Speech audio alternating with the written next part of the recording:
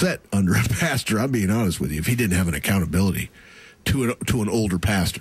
Yes. If he doesn't have somebody he's answering to, who's he answering to? Well, they'll stay back, well, I answer to God. Yeah, well, eventually you will. You can bank on that.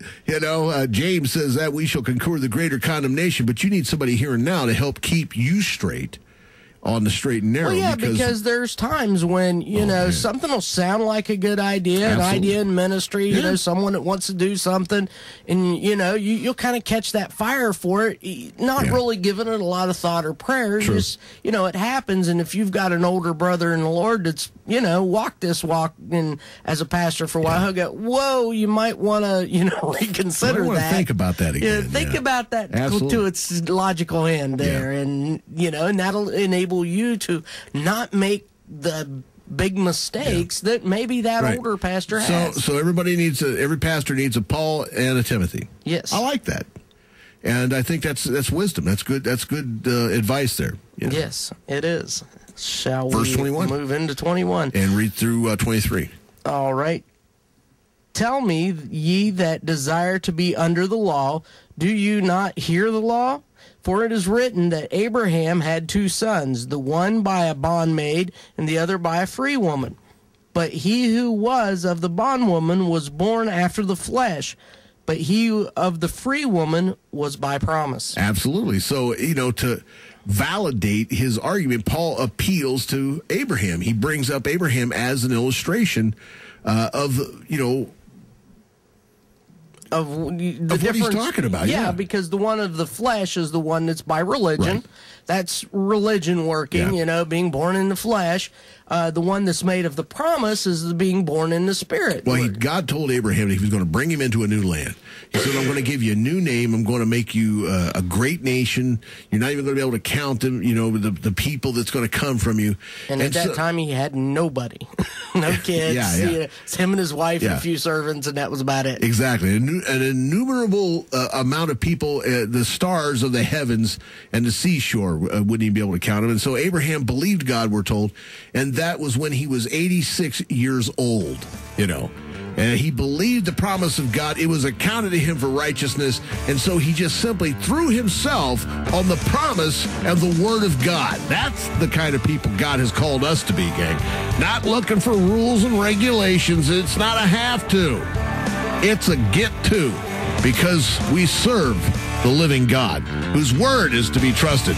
Gang, you're listening to the fastest show in radio. My name's Doug Copeland. Mr. Jamie Hughes, don't go away. We'll be back right after this. Ain't gonna shut my mouth. Don't mind if I stand out in a crowd. Just wanna live out loud. Well, I know there's got to be a few 100 million more like me, just trying to keep it free.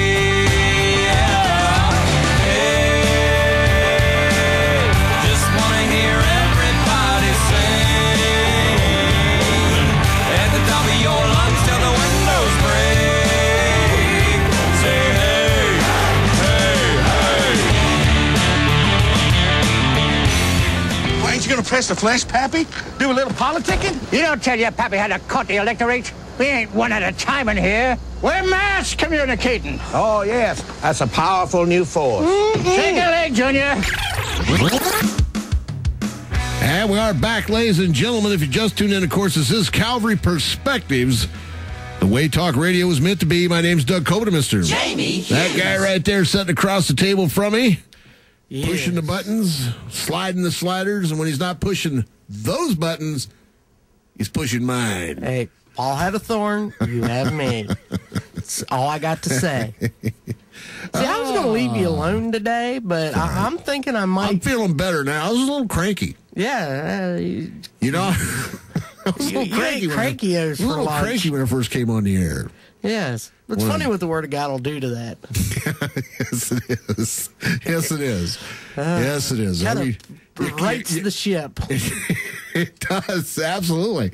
I needed a dose of the grace of God there because I was feeling a little legalistic when I got up here, Oh, thank God for Galatians. Yes. Very much so. Everybody, you're going to have that. Yes, of course. The battle will always be raging, You know, but greater is he that's in us than he that's in the world. I'm banking on it. Every day. So, some crazy stuff is actually going on in the world, gang. And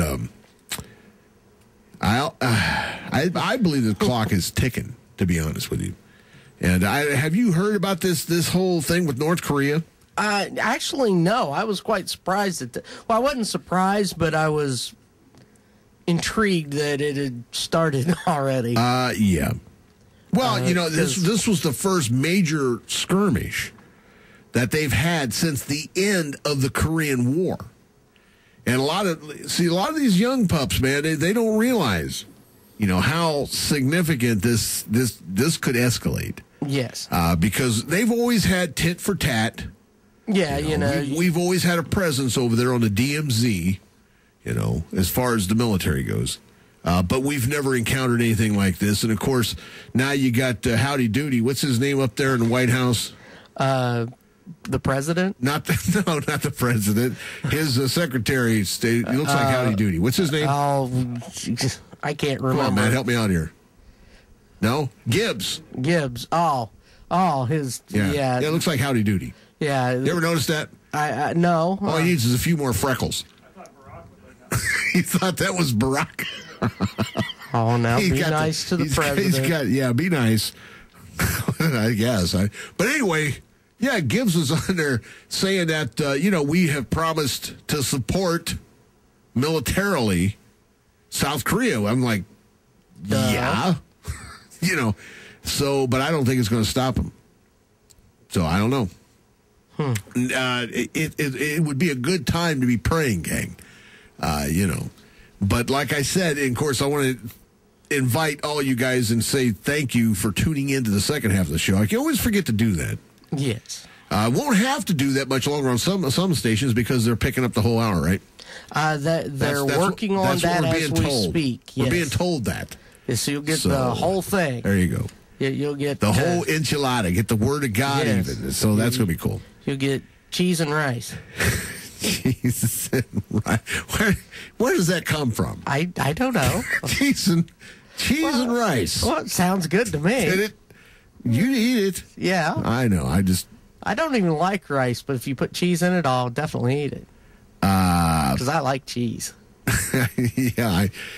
Actually, you should have run a cheese shop. Did you really? Yeah. You ran a cheese shop. You ran in Columbus, of all places. At Big Bear on Sawmill Road. Then, listen, I don't know whether you knew this, but Rachel Ray got her start running a cheese shop. Yeah, I don't have the skill for that, but, I think she had looks, so she just kind of looked her way into it. Well, no, she's got some interesting ideas of stuff to do. Well, she's not a chef. Yeah, I think it's kind of cool. I kind of like her because she's not educated. No, she's not a chef. No. And she started off at a cheese shop, and what gave her the idea was that the store manager simply said, hey, we want to put up a little in-store video, movie thing like what Matt does. He does all that video movie stuff. And they wanted something small, though, that they could just tape, and the idea was a 30-minute meal. So she went, yeah, sure, I'll try that. And the rest is, of course, history because somebody saw it and went, hey, that's a pretty good idea. Yeah. Started out with 30-minute meals. Now she got her own talk show. She's like White Oprah or something. I don't know. Okay, moving right along. Well, she is. I'm just saying. She's got Oprah going on and all kinds of crazy stuff. So anyway, is that you had no aspirations, I take it? No. You are on talk show. I had aspirations for radio. That was it. And, you don't have to be pretty to be on radio. Hence, What are you trying to say? I'm not saying anything. Man. I'll have you know that I've had some people say that they've seen the show and watched it and, not pat myself, but they think I look okay on television. Oh, okay. What do you don't? I'm just thinking, how did they see it through their bifocals? But that's a whole other thing. I got something interesting here. Yeah, let's do that because something I'm about ready interesting. to snatch you over the table. So. Out of Washington, it says the woman who told President Barack Obama that she was exhausted from defending him and his economic policies and waiting for the change that she expected after voting for him has another reason to be put out. She got fired. She got fired from what? She lost her job. Velma Hart, the chief financial officer for the American Veterans, a veteran service. And so she got fired for making that statement. Based in Maryland, said Monday that in an interview with CNBC, she was laid off as part of the nonprofit's effort to cut expenses. That's what they told her. Oh, okay. But she. But she thinks it's because she made a couple anti-Barack statements. Well, apparently, she said this to him. She was, said it to the president. Yeah, she was one of the to his face top cheeses at the AmVets and. Oh yeah. That'll get you fired. He's like, it was. See, if she just hadn't voted for the guy in the first place, she wouldn't have had to apologize. Pretty much. So, and I like having not to apologize for him because, I told everybody what he was. I didn't tell him how to vote. I would have thought that just the facts might have taken care of that, but. Well, no. It's just. One of those things. AmVet says, we're just looking for ways to cut expenses, and that's why she lost her job. Regardless, maybe it was because she said it, maybe because she didn't. I don't know. I can't find a direct correlation between that.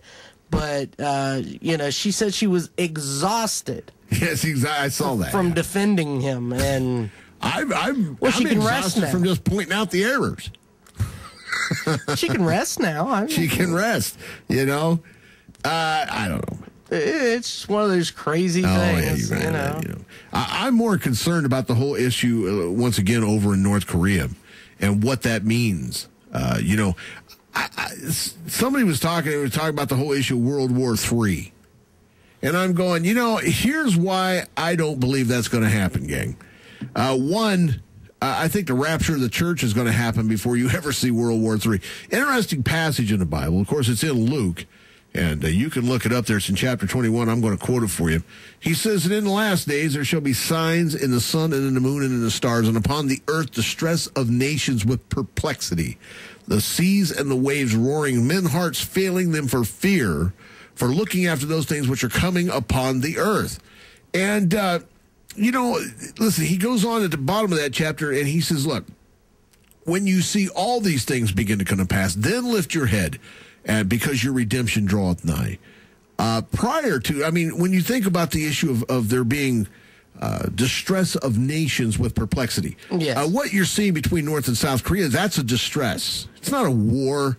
And they're not hurting enough people. I mean, they did kill a couple people, which is bad. Yeah. But it's kind of like throwing rocks over your neighbor's fence. Maybe a little more than a rock. Bombs over your neighbor's fence. But still. But intentionally not doing multitudes of destruction, which they probably could. But you're seeing a lot of this, is my point. You're seeing a lot of it throughout the world. Well, yeah, because an actual war is way expensive. Yeah. And, it's funny. I've read some different articles and a couple books that talked about how, in reality, forms of terrorism is the new way of waging war. Right. It's the only way a weaker